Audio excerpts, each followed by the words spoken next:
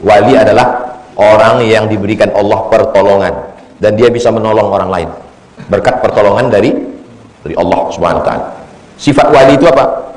Alladzina amanu, beriman, wa kanu yattaqun, bertakwa. La khaufun alaihim, tak ada takutnya, walahum yahzanun, tak ada sedihnya. Beriman, bertakwa, tak takut, tak sedih. Kalau antum jumpa orang macam itu, wali. Setelah saya pikir-pikir, Pak Ustadz, 4 sifat ini ada pada saya. Wali kau berarti.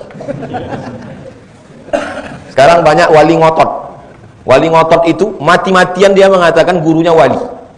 Dan gurunya pun pura-pura senyum, pura-pura tak mau, tapi malu-malu mau mengaku wali. Gara-gara murid-murid tadi berbisik-bisik, wali tadi, wali. Terus kalau wali, rupanya kenapa kalau wali? La ya'riful wali illal wali. Tidak ada yang tahu wali kecuali wali. Jadi kalau ada di antara antum yang bilang, setelah aku tengok-tengok ustadz kita itu wali, berarti kau wali. Karena kaidahnya tidak ada yang tahu wali kecuali wali. Hanya sesama wali lah yang tahu menengok sifat wali. Kita hanya menduga-duga aja. Imannya kuat, takwanya kuat, tak ada takutnya, tak ada sedihnya, menyuarakan kebenaran. Mungkin dia wali. Tapi hakikat sebenar-benar wali, wallahu taala a'lam. Hanya Allah saja yang tahu. Man ada di waliyan, siapa yang memusuhi waliku. Ada waliullah, waliur rahman, wali Allah. Ada walius syaitan, wali syaitan. Allahu waliyul ladzina amanu yukhrijuhum minadh dhulumati ilan nur wal ladzina kafaru awliya'uhumus syaitan. Orang kafir itu penolongnya adalah syaitan. Kalau satu wali, kalau banyak aulia. Kalau satu nabi, kalau banyak anbiya. Sayyidul anbiya, pemimpinnya para nabi. Sultanul Aulia, sultannya para wali, Syekh Abdul Qadir Al-Jilani, masyhur. Jadi kewalian itu ada kalanya bisyuhrah, masyhur. Syekh Abdul Qadir Al-Jilani tidak ada ikhtilaf di antara kalangan para ulama bahwa dia wali. Termasuk yang mengakuinya penulis kitab nih, Imam Nawawi mengatakan bahwa Syekh Abdul Qadir Al-Jilani itu adalah salah satu wali Allah yang karomah-karomahnya itu tidak ada ikhtilaf. Suatu ketika Syekh Abdul Qadir Al-Jilani berzikir di masjid Baghdad. Dia orang Irak, makamnya di Baghdad. La ilaha illallah, sedang berzikir, tiba-tiba datang suara, ya Abdul Qadir Al-Jilani, wahai Abdul Qadir Jilani, sudah kuampunkan semua dosa-dosamu yang sekarang, yang lalu, yang akan datang, dan kuhalalkan semua yang haram-haram untukmu, dan kau tak lagi wajib melakukan semua kewajiban-kewajiban. Langsung dia meludah ke sebelah kiri. Kita kalau mimpi jelek atau dapat bisikan setan, kita membaca ta'awuz sambil meniup ke sebelah kiri. A'udzubillahi samil alim minasyaitonir rajim. Bismillahirrahmanirrahim. Meniup sedikit sebelah kiri. Andai kita lah itu mengalami macam yang dialami Syekh Abdul Qadir Jilani, pas malam tadi bangun zikir la ilaha illallah, coba ya Abdus Samad, sudah kuampunkan dosamu yang lalu, yang sekarang dan yang akan datang, kuhalalkan kau semua yang haram-haram, dan semua kewajiban kau tak wajib lagi. Tak ada pengajian subuh nih. Langsung mantum dapat WA semua, mohon maaf Ustaz tak ngajar lagi, udah jadi wali. Jadi timbangannya adalah syariah. Dari mana Syekh Abdul Qadir Jilani tahu bahwa yang berbisik itu setan? Karena bisikannya bertentangan dengan syariah. Jadi kalau ada orang mengatakan guru kami itu guru hakikat, itu dia tak berpegang lagi kepada syariah, memang wali guru, memang betul, tapi wali setan. Suatu ketika ada seorang wali membawa muridnya, kata dia, ayo kita jumpai wali di masjid sana. Muridnya pun siaplah mau menjumpai wali tadi. Wali tadi pun duduk dalam masjid. Sampai dalam masjid, orang itu pun duduk mau bersilaturahim ke wali tadi. Tiba-tiba wali itu meludah dalam masjid. Langsung gurunya ini katakan, ayo kita pulang. Guru, tapi kita datang dari rumah mau menjumpai wali ini. Ini wali setan. Kenapa dia tahu itu wali setan? Karena meludah dalam, hanya setanlah yang meludah dalam masjid. Asal bertentangan dengan syariah, tak bisa pakai. Nah, nanti antum dikata 1.200.000 orang Pekanbaru mengatakan dia wali, satu syariat dilanggarnya, wali setan. Timbangannya adalah syariat. Dia tak berpegang lagi pada syariat, Pak Ustaz. Syariat itu kulit-kulit aja tuh. Siapa yang bilang sama kamu? Yang Ustaz ceritakan tadi itu di mana? Kita membaca kitab-kitab tasawuf. Di antara kitab inti tasawuf Ar-Risalah Al-Qushairiyah. Sudah kita hatamkan waktu Covid dulu. Covid saya tak bisa keluar, haram satu Ramadan Risalah Qushairiyah. Situlah banyak kisah wali-wali yang dikatakan orang wali, ternyata wali setan. Ayo kita guru, ayo ke tempat majelis wali, guru kami itu wali. Kata gurunya, ayo, aku ingin kalian membawa guru. Misalnya kalian ada mahasiswa ngajak saya, Ustaz Somad, oh ada guru kami di sana wali dia, aku mau membawa Ustaz ke tempat dia. Ayo, kalau berzikir malam nanti turun makanan dari langit. Ayo, kata gurunya ini, ayo. Sampai di situ pas berzikir turun makanan dari langit, turun malaikat-malaikat, dibisikkannya ke muridnya itu. Apa kata dia? Tengok ke bawah. Semua menengok ke atas, tengok ke bawah. Pas tengok ke bawah, semua kaki yang dikatakannya wali malaikat tadi, kakinya kaki keledai. Kalau kakinya keledai berarti jin, setan. Mukanya manusia, kakinya keledai. Rupanya yang setiap malam dia datang majelis makanan turun tuh, rupanya yang dimakan orang itu tai keledai. Tertipu, maghrur, tertipu. Jadi timbangannya adalah syariah. Jangan nanti antum tertipu. Ada majelis sana guru kami Pak Ustaz, banyak kali qorib-qorib aneh-anehnya. Saya ini dulu termasuk orang yang suka mencari yang wali-wali gitu. Dulu waktu masih sekolah, datang kawan saya, Mat, ada wali di sana. Ayo kita pergilah kami dari Medan. Pergi. Dari mulai zuhur sampai maghrib, tak sholat zuhur, tak sholat maghrib. Tak sholat zuhur, tak sholat asar, sampai maghrib. Saya masih berpegang pada syariat. Saya tanya kawan saya, kenapa dia tak sembahyang? Dia sudah tak wajib lagi sembahyang. Sembahyang dia di Masjidil Haram sama di Sidratul Muntaha. Kita yang masih berpegang ke syariat ini, jangan dia sembahyang di Masjidil Haram. Memang dia ada kok di situ. Dan kalau dia sembahyang di Masjidil Haram, waktu tadi jam 12.30, berarti Masjidil Haram kan baru jam 8.30. Iya kan? Macam mana dia bisa sembahyang? Jadi kalau berpegang kepada syariat. Jadi Ustaz waktu itu tak sholat zuhur, tak sholat zuhur, tak sholat asar. Tapi insya Allah Allah mengampuni saya, karena waktu itu saya masih kelas 2 SMP, dibawa orang jumpa wali. Jadi sekarang ini, itu sekitar tahun 92. Sekarang sudah 2023, 30 tahun yang lalu. Rupanya di zaman medsos ini, wali ini makin bermunculan. Namanya wali medsos. Mau ngaku-ngaku wali itu, saya tonton itu. Wali apa ini? Wali hantu ini. Wali setan ini. Wali itu sifatnya amanu wa kanu yattaqun, la khaufun, tak takut dia menegakkan agama Allah ni, wala hum yahzanun, tak sedih, karena takutnya dan sedihnya hanya kepada Allah Subhanahu wa taala. Jangan tertipu karena aneh-aneh. Idza ra'aitar rajul, kalau kau tengok ada orang yatiru fil hawa, terbang di awan, yamshi 'alal ma', berjalan di atas air, la taghtar, jangan tertipu. Kalau nampak kau ada orang berjalan di atas air, tiba-tiba ada laki-laki berjalan di bawah jembatan Leton, la taghtar, jangan tertipu. Kenapa? Karena setan pun bisa melakukan seperti itu. Tapi pandanglah bagaimana dia menjalankan syariat. Berjalan dia di atas air dan dia berpegang kepada syariat, mungkin dia wali Allah. Tapi apakah dengan itu dia menolong syariat Allah? Kalau dia menolong syariat Allah, ya. Dan kalau dia wali Allah, kita muliakan dia. Dia bukan Tuhan, dia hanya diberikan Allah kemuliaan untuk menolong agama Allah. Kalau tidak, wali Dajjal. Baru Dajjal KW 9 udah bingung orang. Macam mana kalau Dajjal yang original itu datang? Insya Allah kalau kita berpegang teguh, kuat sholat kita, kuat zikir kita, hati kita tak macam-macam, maka insya Allah Allah jaga kita dari tersesat mengikut wali-wali setan. Banyak wali ngebet namanya, wali ngebet. Ngebet itu yang ingin betul dia jadi wali. Na'udzubillah. Man adali waliyan, siapa yang memusuhi waliku, kata Allah, faqad adzantuhu bil harbi, maka kuizinkan dia berperang.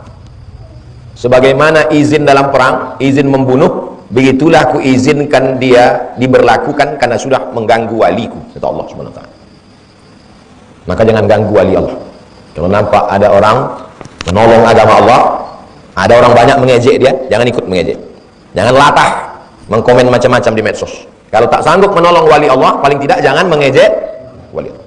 Ini udah tak menolong wali Allah, mengejek pula lagi, mengolok-olok wali Allah. Kalau sampai dia berdoa kepada Allah, habis kita kena. Pahala tak dapat, dosa dapat, azabnya dapat.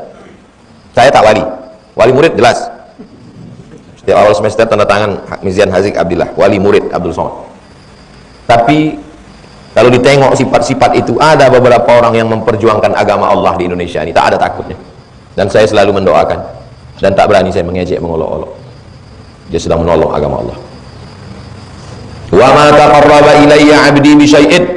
Kalau seorang hamba mendekatkan diri kepadaku bi syai'in, dengan suatu ibadah, ahabba ilayya mimma aftaradtu alaih.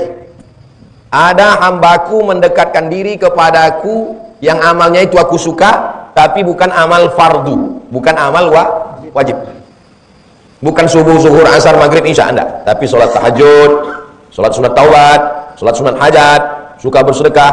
Ada hambaku yang mendekatkan diri kepadaku yang aku suka, tapi bukan amal fardu, amal-amal sunnah. Wa ma yazalu 'abdi yataqarrabu ilayya bin nawafil. Ada hamba-hambaku yang mendekatkan diri kepadaku dengan amal-amal sunnah, hatta uhibbah, sampai aku cinta kepadanya. Bagaimana cara meraih cinta Allah? Dengan memperbanyak amal-amal sunnah. Ini juga menjadi tanda. Di awal hadis Nabi bercerita tentang wali, dan salah satu sifat wali itu banyak mengamalkan amalan. Ini wali, sholat sunat qobliyah pun tidak. Wali malam tak pernah bangun. Tanya sama bininya, semua orang ngaku dia wali. Pas tanya bini, malam ada dia bangun. Memang jasadnya tidak, Pak Ustaz, tapi ruhnya. Dari mana kau tahu? La yazalu 'abdi yataqarrabu ilayya bin nawafil. Hambaku itu mendekatkan diri kepadaku dengan ibadah-ibadah sunat, hatta uhibbah, sampai aku cinta kepadanya. Fa idza ahbabtu, kalau aku sudah cinta kepadanya, kuntu sam'ahu alladhi yasma'u bihi. Aku mendengar dengan telinganya, dia mendengar dengan aku. Kalau sudah mendengar dengan pendengaran Allah, ada yang tak bisa didengar? Semua bisa didengar. Jadi jangan heran kalau antum pergi nanti ke rumah orang, lalu dicakapkannya kepada antum apa yang antum cakapkan sebelum datang tadi. Berarti dia sedang diberikan Allah pendengaran. Berarti dia mungkin wali Allah, tapi tetap dengan syarat didapatkannya itu melalui amalan-amalan sunnah. Sampai antum ke rumah dia, tadi kau datang kemari mau minta teh manis kan? Kok tahu apa? Aku ni wali, kata dia. Jangan langsung percaya. Tengok dulu. Amanu wa kanu yattaqun, la khaufun alaihim wa lahum yahzanun. Dan dia mendapatkan itu karena banyak amalan sunnah. Kalau tidak, dia punya jin. Dia punya jin. Namanya jin qarin. Qarin artinya jin yang selalu bersama dengan kita. Jin ini dulu sama-sama atuk kita. Waktu atuk kita mati, jin itu tak mati, umurnya panjang. Ikut dia ke ayah kita. Ayah kita mati, dia tetap hidup. Sekarang dia mau berkawan, karena ditengoknya antum baik, mau disesatkannya. Aku dulu kawan atuk kau, ayah kau juga, sekarang aku mau berkawan sama kau. Maka antum jawab, kawanku sudah banyak di grup, aku tak perlu lagi berkawan sama kau, setan. Sedang berkawan sama manusia, kita kan tak tahu. Banyak kawan saya manusia macam setan. Apa lagi berkawan sama setan? Sedang manusia yang jelas-jelas sembahyang sama awak, ngaji sama kita, disalibnya juga kita, menikung dari belakang, menikam dari belakang, menjegal kawan seiring, menggunting dalam lipatan, musuh dalam selimut. Percaya pula antum berkawan sama setan. Nauzubillah.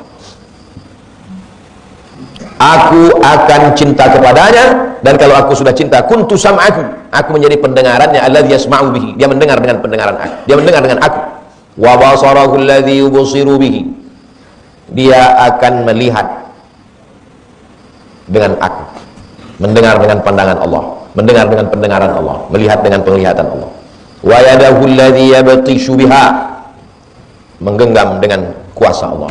Wa rijlahu allati yamshi biha, berjalan dengan kuasa Allah. Wa in sa'alani la u'tiyannahu, kalau dia meminta ku kasih. Wa la in ista'adzani la u'idhannahu, kalau dia minta perlindungan ku lindungi. Mendengar dengan Allah, melihat dengan Allah, menggenggam dengan kuasa Allah, melangkah dengan kuasa Allah, meminta ku kasih, minta lindungi ku lindungi. 6. Didapatnya dari mana? Dari memperbanyak amalan sunnah. Itu jangan dipotong. Sembahyang sunat tidak, puasa sunat tidak, beramal tidak, tapi punya keanehan-keanehan, wali setan. Tahu saya ikut. Makna hadis ini ada 2. Makna yang pertama, mendengar dengan pendengaran Allah, tak mau mendengar yang jelek-jelek. Melihat dengan penglihatan Allah, tak mau menengok yang buruk-buruk. Karena Allah tak mau menengok yang buruk. Menggenggam dengan kuasa Allah, tak mau memegang yang haram-haram. Melangkah dengan kuasa Allah, tak mau melangkahkan kaki ke tempat yang mungkar dilarang Allah. Kalau meminta dia kukabulkan, kalau dia minta perlindungan, ku kasih perlindungan. Ada namanya Syekh Abdul Rahman. Syekh Abdul Rahman ini punya anak perempuan. Jadi datanglah orang bertamu ke rumahnya. Datang orang bertamu, disuruhnya anak perempuannya keluar. Nama anak perempuannya Siti Aminah. Keluarlah kau Siti Aminah, ada tamu yang datang mau menengok kau. Malulah tamu tadi. Rupanya tamu itu sebelum datang berbisik-bisik duluan, aku ingin kali menengok anak Tuan Syekh. Dari mana dia tahu? Apakah dia wali Allah? Ya. Dari mana kita tahu dia wali Allah? Karena dia beriman, dia takut kepada Allah, tak ada takutnya, tak ada sedihnya, dan dia banyak beramal sunnah. Tapi kalau dia dukun, bisa dia tahu, berarti dapatnya dari setan, dari jin. Banyak kawan-kawan dia jin-jin, geng-geng dia. Itulah yang ngasih tahu ke dia. Seandainya saya dikasih tahu, Abdul Somad, kau ku kasih karomah, kau tahu apa yang diinginkan tamu yang mau datang. Tamu yang mau datang ke rumah tuh tahu saya dia mau apa. Saya tak mau. Kalau bisa ya Allah, tutuplah ini dari aku. Kenapa? Karena kalau tahu saya apa tujuan tamu tuh, saya takut saya jadi marah. Sekarang apapun tamu yang datang saya sambut, saya kasih minum. Kalau kebetulan jam makan, saya kasih makan. Saya suruh buka pintu. Kenapa? Karena saya tak tahu niat tamu tuh. Seandainya disingkapkan Allah, tahu saya niat tamu tuh, mungkin tak jadi saya jumpai dia. Karena tamu datang macam-macam. Ada yang mau menjadi caleg, ada yang mau minta video endorse. Jadi kadang Allah singkapkan itu untuk menyelamatkan kita, karena sayang sama kita. Jadi jangan nanti antum banyak sholat sunat, puasa sunat, ingin tahu apa yang dicakapkan tamu. Niatnya udah tak betul. Makanya dalam tasawuf, sebelum orang berzikir, ilahi anta maksudi waridhaka matlubi. Supaya jangan sampai rusak zikirnya. Afdhalu dzikri fa'alam annahu la ilaha illallah. Niatnya mau kebal, niatnya mau jalan di atas air, niatnya mau terbang di atas awan, niatnya mau tahu apa yang ada di hati orang. Makanya sebelum berzikir, ilahi anta maksudi waridhaka matlubi. Dan mereka takut dengan karomah. Ciri daripada wali adalah takut dengan karomah. Kalau sama Nabi namanya mu'jizat, kalau sama wali namanya karomah. Ada beberapa kelebihan, tapi tidak bisa dituntut, tidak bisa dipelajari. Itu pemberian karomah dari Allah Subhanahu wa ta'ala. Kadang dia pun tak tahu itu bisa terjadi pada diri dia. Macam nabi-nabi, mana tahu Nabi Ibrahim bahwa dia akan keluar dari api itu dalam keadaan kedinginan. Harriquhu, bakar dia. Dia udah pasrah pada Allah, mati-matilah sekali. Tapi akhirnya apa kata Allah? Ya nar, wahai api, kuni bardan, sejuk, wasalaman, selamat ala Ibrahim, selamat. Nah, jadi wali-wali itu begitu juga. Kadang terjadi sesuatu yang dia pun tak tahu, karena Allah Subhanahu wa ta'ala yang memuliakan dia. Jadi intinya jangan beribadah minta jadi wali. Bahwa engkau diangkat jadi wali, ya alhamdulillah. Tidak ada pengangkatan, jangan berhenti beribadah. Karena kalau beribadah cuma ingin jadi wali, 10 tahun beribadah tak diangkat-angkat, merajuk. Masa wali merajuk?